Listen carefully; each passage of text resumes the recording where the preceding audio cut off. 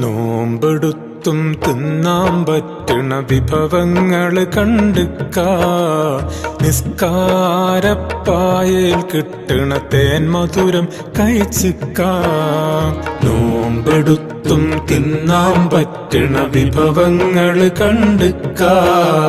നിസ്കാരപ്പായയിൽ കിട്ടണ തേൻ മധുരം കഴിച്ചിക്ക. സ്വതക്കാത്ത് കൊടുത്താൽ കൂടണ മൊഞ്ചഴകില് നടന്നിക്ക.